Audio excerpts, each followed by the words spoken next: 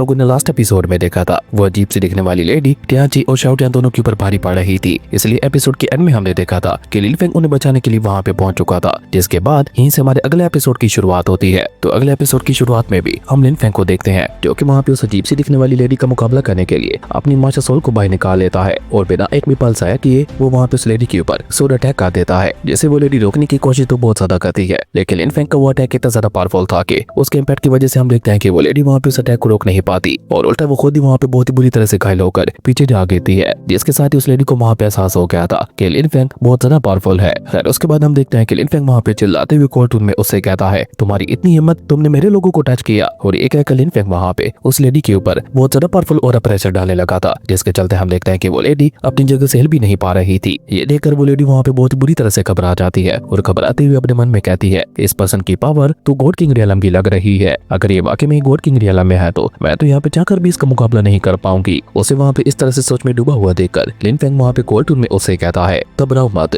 मैं तुम्हें कुछ नहीं करूंगा। अगर तुम वो पॉइजन जो तुमने मेरे साथी को दिया है उसका एंटीडोट मुझे दे देती हो तो मैं तुमसे वादा करता हूँ कि मैं तुम्हें कुछ भी नहीं करूंगा, और अगर तुमने मना किया तो मैं तुम्हें यहीं पे मौत की काट उतार दूंगा। वो लेडी वहाँ पे लिन फेंग को जवाब देते हुए कहती है, मेरे पास उस पॉइजन का कोई एंटीडोट नहीं है, क्योंकि उस पॉइजन के एंटीडोट को हमारे एम्परर बनाते हैं, इसलिए अगर तुम्हें वो एंटीडोट चाहिए तो तुम्हें हमारे एम्परर के पास जाना होगा। उस लेडी की ये बात सुनकर हम देखते हैं कि लिन फेंग वहाँ पे कोल्ड में उससे कहता है, अभी तक तो मैं प्यार से तुमसे एंटीडोट मांग रहा था, पर लगता है कि तुम्हें प्यार की भाषा समझ नहीं आती। अब तुम्हें यहाँ पे अपनी जान देकर पे बैक करना होगा। और ये कहकर लिन फेंग वहाँ पे एक बार फिर से अपनी स्पिरिचुअल एनर्जी को अनलीश करते हुए उस लेडी को वहाँ पे गले से पकड़ लेता है, जो देखकर वो लड़की वहाँ पे घबराकर उसे धमकी देते हुए कहती है, अगर तुमने मुझे यहाँ पे मारा तो मेरी फैमिली तुम्हें भी जिंदा नहीं छोड़ेगी, इवन तुम्हारे साथ साथ मेरी फैमिली तुम्हारी पूरी फैमिली तक को डिस्ट्रॉय कर देगी। और शायद तुम जानते नहीं हो, मेरी जी बाऊ फैमिली बहुत ज्यादा पावरफुल है, वो तुम्हें मारने के लिए गॉड किंग्स को भेजेंगे, जो कि इतने ज्यादा क्रूअल हैं कि वो तुम्हारी आंखों के सामने सबसे पहले तुम्हारी फैमिली को मारेंगे और उसके बाद तुम्हें जान से मारेंगे। लेकिन हम देखते हैं कि लिन फेंग को वहाँ पे इस बात से ज्यादा फर्क नहीं पड़ता। वो वहाँ पे कोल्ड रूम में उससे कहता है, तुम चाहे यहाँ पे अपनी पूरी फैमिली को बुला लो, वो भी मेरा कुछ नहीं बिगाड़ पाएंगे, क्योंकि मैं अकेले ही तुम्हारी पूरी फैमिली को खत्म करने की ताकत रखता हूँ। और इतना कहकर हम देखते हैं कि लिन फेंग वहाँ पे उस लेडी के ऊपर एक खतरनाक अटैक चलते हुए उसे वहीं पे मौत की घाट उतार देता है। दूसरी तरफ हम देखते हैं कि टियांची वहाँ पे शाओ टियान की हालत देखकर बहुत ज्यादा परेशान हो जाता है। वो वहाँ पे चिल्लाते हुए अंकल गू फेंग से कहता है, अंकल गू फेंग अब हम लोग क्या करें? अंकल शाओ टियान की बॉडी में तो पॉइजन धीरे धीरे फैलता जा रहा है, अगर हमने जल्दी कुछ ना किया तो हम अंकल शाओ टियान को खो बैठेंगे। इसी दौरान हम लोग वहाँ पे शाओ टियान को भी देखते हैं, जो कि अपनी जीभ बाहर निकालकर वहाँ पे ऐसा लेटा हुआ था कि जैसे बस मरने ही वाला हो। ये देखकर लिन फेंग भी उसे वहाँ पे अपनी एनर्जी से चेक करता है, पर लिन फेंग को वहाँ पे उसकी बॉडी के अंदर कोई भी पॉइजन दिखाई नहीं देता। जबकि इस दौरान हम देखते हैं कि थंडर ड्रैगन वहाँ पे लिन फेंग से कहते हैं, हमें बस उस पॉइजन का एंटीडोट ढूंढना होगा, फिर ये पूरी तरह से ठीक हो जाएगा। वो तो बस वहाँ पे नाटक कर रहा था। वो वहाँ पे अपना नाटक शुरू करते हुए अपने मास्टर लिन फेंग से कहता है, मास्टर लगता है कि मैं ज्यादा देर तक नहीं बच पाऊंगा। लेकिन असलियत ये थी कि वो वहाँ पे टियांची को परेशान होते हुए देखकर अपने मन ही मन में बहुत ज्यादा खुश हो रहा था। वो सोचता है कि मेरा तीर बिल्कुल निशाने पे लग रहा है। टियांची धीरे धीरे और भी ज्यादा इमोशनल होता जा रहा है। जब ये सीनियर सिस्टर यूजिन को जाकर बताएगा कि कैसे मैंने अपनी जान पे खेलकर इसे दुश्मनों से बचाया था, तो वो तुम मुझसे बहुत ज्यादा खुश होंगी और बदले में मेरे ऊपर ट्रेस की बारिश कर देंगी। और ये सोचकर शाओ टियान वहाँ पे एक बार फिर से अपने नाटक को आगे बढ़ाता है। वो वहाँ पे टियांची से झूठ मूठ का ड्रामा करते हुए कहता है, प्यारे टियांची तुम बहुत ज्यादा अच्छे हो, मेरी किस्मत अच्छी थी कि मुझे तुम्हारे जैसा एक टैलेंटेड भतीजा मिला।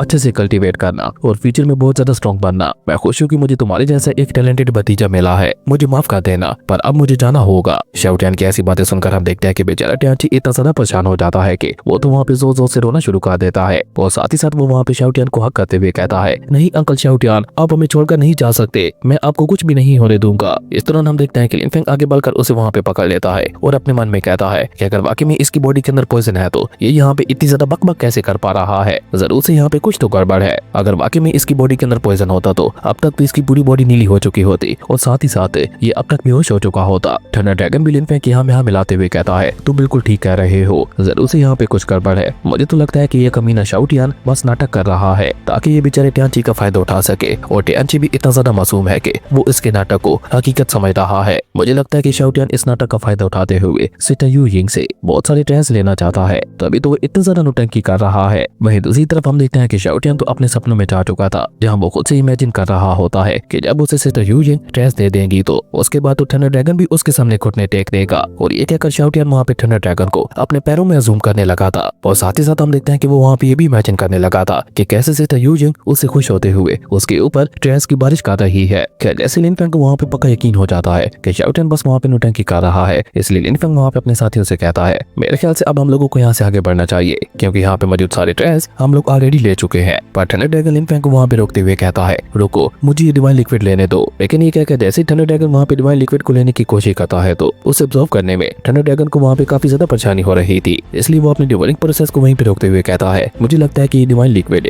मेरे लिए नहीं बना, इसलिए इसे डिवोर करने में मुझे इतनी ज्यादा परेशानी हो रही है। खैर उसके बाद सीन चेंज होता है और हम लोगों को जी वही फैमिली का सीन दिखाया जाता है जहाँ पे लीडर के पास रखा हुआ एक टोकन अचानक से टूट जाता है, जो देखकर लीडर वहाँ पे काफी ज्यादा परेशान हो जाती है क्योंकि उन्हें वहाँ पे पता चल चुका था कि थर्ड लेडी यानी कि हुसोन वही अजीब सी दिखने वाली लेडी मारी जा चुकी है। ये पता चलते ही हम देखते हैं कि लीडर वहाँ पे बहुत ज्यादा गुस्सा हो जाती है। वो गुस्से से वहाँ पे चिल्लाती हुई कहती है किसकी हिम्मत हुई हमारी थर्ड लेडी को जान से मारने की, और ये कहकर वो वहाँ पे अपने लोगों को आदेश देते हुए कहती है जल्दी से उसके कातिल के बारे में पता लगाओ, जिस पे एक सर्वेंट उन्हें वहाँ पे बताता है कि थर्ड लेडी यानी कि हुसोन डिवाइन फ्रूट को लेने के लिए माउंटेन रेंज में गई हुई थी, तो मुझे लगता है उनका कातिल वहीं पे मौजूद होगा। अपने सर्वेंट की ये बात सुनकर हम देखते हैं कि वो लीडर वहाँ पे अपने पास से एक बहुत ही ज्यादा पावरफुल आर्टिफैक्ट को बाहर निकाल लेती है, इसके अंदर टाइम एंड स्पेस एनर्जी थी। वो वहाँ पे उस आर्टिफैक्ट का इस्तेमाल करते हुए पता लगाने लगती है कि आखिर हुसोन को किसने मारा। इस दौरान अचानक से उसे वहाँ पे एक विजन दिखाई देता है जिसमें शाओटियान हुसोन के ऊपर हमला कर रहा था। ये देखकर उस लीडर को लगता है कि शायद शाओटियान ने उसे मारा होगा, इसलिए वो वहाँ पे गुस्से से चिल्लाते हुए कहती है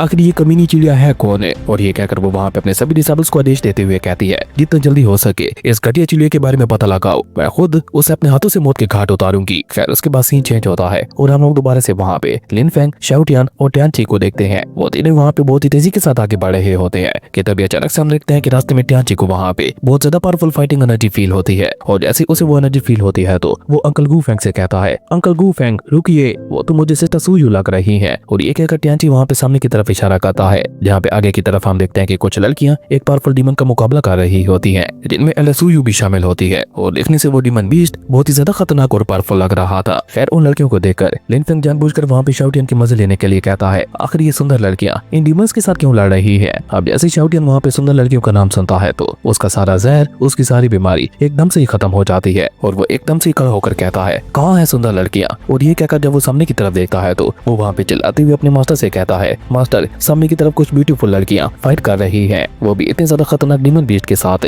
लेकिन ये कहते कहते बेचारी शाओटियान को एहसास होता है कि उसका नाटक तो वहाँ पे पकड़ा जा चुका है। जबकि नीचे की तरफ हम देखते हैं कि एलएसयू और उसकी दो साथी लड़कियां वहाँ पे अपनी एनर्जी को कंबाइन करके उस डिमोनिक बीस्ट के ऊपर एक बहुत ही ज्यादा पावरफुल अटैक चल देती है। लेकिन वो डीमन बीस्ट इतना ज्यादा पावरफुल था कि हम देखते हैं कि उनके अटैक का वहाँ पे उस डीमन बीस्ट के ऊपर कोई भी असर नहीं हो पाता। वो उल्टा वहाँ पे अपने वेपन में ट्रू फिल्म्स को मर्ज करके उनके ऊपर ही अटैक कर देता है। उस खतरनाक अटैक को अपनी तरफ आते हुए देखकर एक लड़की वहाँ पे इंस्ट्रूमेंट बचाकर उस अटैक को रोकने की कोशिश तो बहुत ज्यादा करती है, लेकिन उसके लिए वो अटैक बहुत ज्यादा पावरफुल था, इसलिए हम देखते हैं कि उस अटैक को रोकने में उसे काफी ज्यादा परेशानी का सामना करना पड़ रहा था। पर उसके बावजूद भी हम देखते हैं कि वो वहाँ पे बहुत ही बहादुरी के साथ अपने बाकी साथियों से कहती है तुम लोग भाग जाओ यहाँ से, तब तक मैं इसे यहीं पे रोक के रखती हूँ। लेकिन वो डीमन वहाँ पे उन लोगों से कहता है भूल जाओ, मैं तुम इसे किसी को भी यहाँ से नहीं जाने देने वाला। और ये कहकर वो दोबारा से वहाँ पे उनके ऊपर अटैक करते हुए उन्हें वहाँ पे बहुत ही बुरी तरह से घायल कर देता है। और इंस्ट्रूमेंट बजाने वाली लड़की को तो वो वहाँ पे पकड़ चुका था, और साथ ही साथ हम देखते हैं कि वो कमीना उसे वहाँ पे कमर से पकड़ते हुए गलत तरीके से टच करने लगा था, जो देखकर तो शाओटियान का खून खोल उठता है। इसी दौरान हम देखते हैं कि अचानक से आसमान से वहाँ पे उस डीमन बीस्ट के ऊपर एक बहुत ही ज्यादा पावरफुल अटैक होता है, जो कि इतना ज्यादा पावरफुल था कि उसकी वजह से हम देखते हैं कि वो डीमन घायल होकर पीछे हट जाता है। और इसके साथ ही हम देखते हैं कि लिन फैंग वहाँ पे एक बहुत ही कूल तरीके की एंट्री लेता है, जिसके चलते हम देखते हैं कि सभी लोगों की नजरें वहाँ पे लिन फैंग की तरफ ही चली गई थी। लेकिन लिन फैंग वहाँ पे इस बात के ऊपर ध्यान नहीं देता, वो जल्दी से आगे बढ़ते हुए उस लड़की को वहाँ पे नीचे गिरने से बचा लेता है। ये देखकर तो हम देखते हैं कि उस लड़की के साथ साथ